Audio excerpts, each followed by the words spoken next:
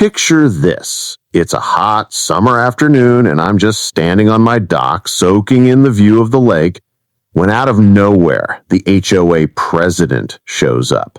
Sunglasses covering half her face, clipboard in hand, finger wagging like she's the sheriff in town.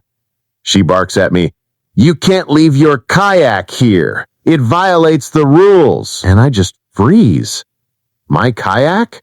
On my dock? On my lake? I actually laughed at first because it sounded so ridiculous. But oh no, she wasn't joking. She doubled down like she'd been waiting all week for this moment. Out comes the clipboard, some highlighted guideline, and suddenly I'm being warned like I committed a crime. If you don't remove it by the end of the week, you'll be fined. Repeated violations will result in legal action. Legal action. Over a kayak. I had to pinch the bridge of my nose just to keep from saying something I'd regret.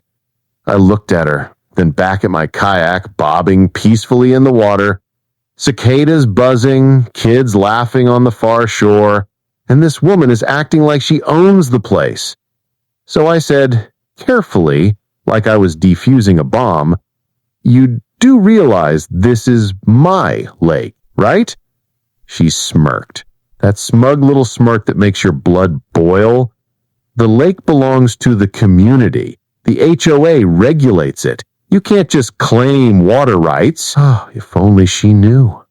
See, years ago, when this neighborhood was built, the developer split the lake rights off from the house lots.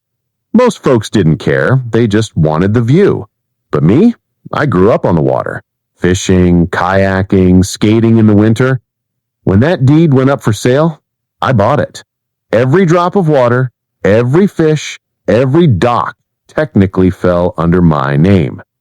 So yes, Karen was trying to fine me for using my own lake. Now, I could have ended it right there, whipped out the deed, watched her choke on her clipboard, but something in me, maybe this stubborn streak, maybe the quiet rage of watching someone abuse fake power, told me to wait.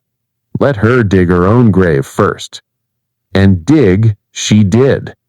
That week, the letters started. Bold warnings stuffed in my mailbox. Anonymous phone calls telling me I was non-compliant.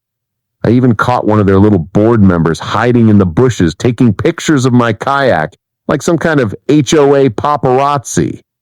Meanwhile, I was calm, because what they didn't know was I'd already checked with the county clerk. I'd already reviewed the covenants, and most importantly, I'd already spoken to my attorney. So when their final legal threat letter showed up, printed on official HOA paper, I replied with one attachment, the deed. Title, date, signatures, all perfectly legal. I even highlighted the section that gave me exclusive ownership and rights to exclude others. The silence after that email? Chef's kiss. But Karen wasn't done. Oh no. The very next day, she storms up my driveway with 3 board members behind her like she's leading a military charge. "This is unacceptable," she snaps. "You can't just throw rules back at us. We are the HOA." I laughed out loud. Couldn't help it. "You're right," I said. "You are the HOA. And I am the lake owner, which means your fishing club has been trespassing. Pack up your rods. Pack up your burgers. You're evicted." The gasp that went around that group was beautiful. One guy muttered, "He can't do that." But Karen's face? Oh man, it twisted like she'd just bitten into a lemon dipped in vinegar. She hissed, "You wouldn't dare." I leaned in, almost whispering, "Try me." That Saturday, when their fishing club gathered like always, a deputy sheriff was waiting on my dock, printed deed in hand. The law was on my side, and watching those board members slink away, dragging their coolers and folding chairs, it was honestly one of the sweetest sights of my life. But karma wasn't done with Karen yet. See, without their fishing club, the HOA's whole lakefront activities collapsed. Families started asking questions. "Wait, what do you mean we don't own the lake?"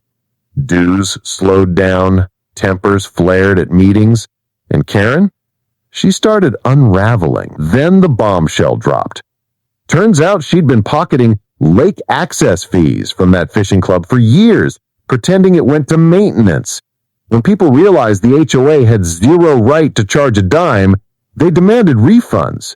Thousands of dollars gone overnight, and all fingers pointed at her. The final showdown came at an HOA meeting. My neighbor begged me to come watch, so I slipped in the back.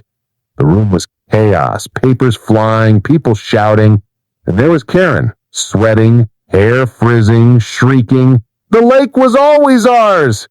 Someone stood up and asked, "Then why does he have the deed?" Silence. All eyes turned to me. I didn't even speak, just raised the folder and dropped the papers on the table. The sound was like a gavel strike. The vote to remove her? Unanimous. Karen was stripped of her title, her power, her precious little clipboard. A month later, she moved away, muttering about a fresh start. The neighborhood's been calmer ever since.